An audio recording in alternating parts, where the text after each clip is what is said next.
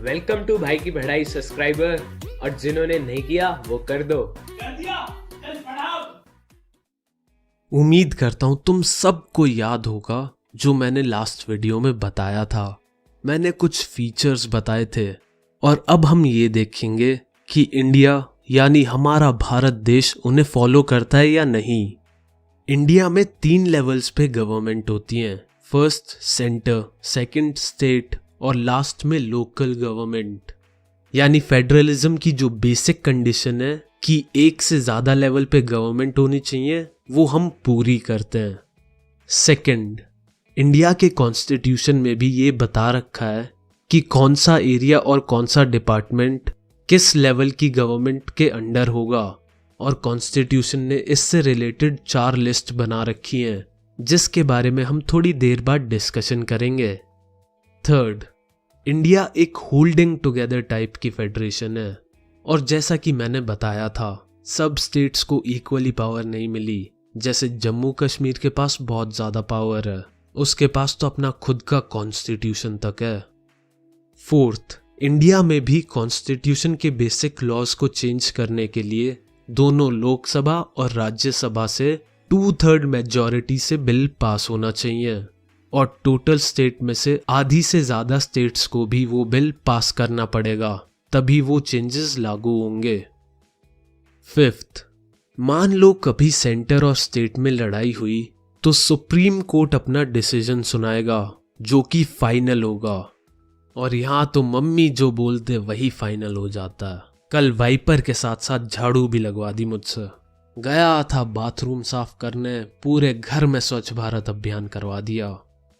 दोस्तों, अभी मैंने बताया था कि कॉन्स्टिट्यूशन में 4 लिस्ट हैं, जिसमें गवर्नमेंट को उनका एरिया बताया गया है। तो अब हम उनके बारे में डिस्कशन करेंगे। फर्स्ट लिस्ट है यूनियन लिस्ट।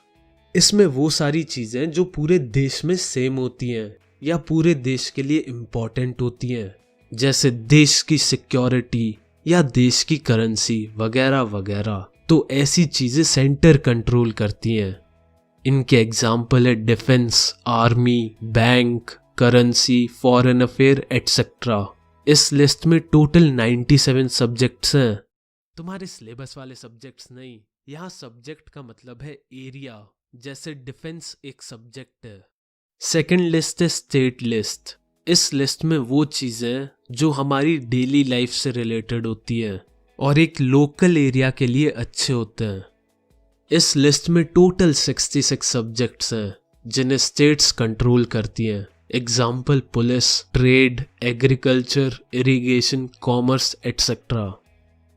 थर्ड लिस्ट है कॉन्करेंट लिस्ट।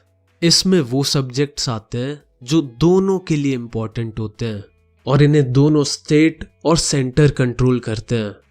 और तुमने देखा भी होगा, सीबीएसई सेंटर का है और तुम्हारे स्टेट में तुम्हारे स्टेट का एक एजुकेशनल बोर्ड भी होगा। तो इसमें टोटल 47 सब्जेक्ट्स हैं, जैसे एजुकेशन, मैरिज, अडॉप्शन एटसेट्रा। और एक और बात, मान लो कभी स्टेट और सेंटर के रूल एक दूसरे से टकरा जाएं या एक दूसरे के खिलाफ हों, तो हमेशा सेंटर के रूल को फॉलो किया जाएगा। फोर्थ लिस्ट है रेजिड्यूरी लिस्ट। इसमें वो सब्जेक्ट्स आते हैं जो नए नए बने हैं, जैसे कंप्यूटर अभी अभी आए हैं।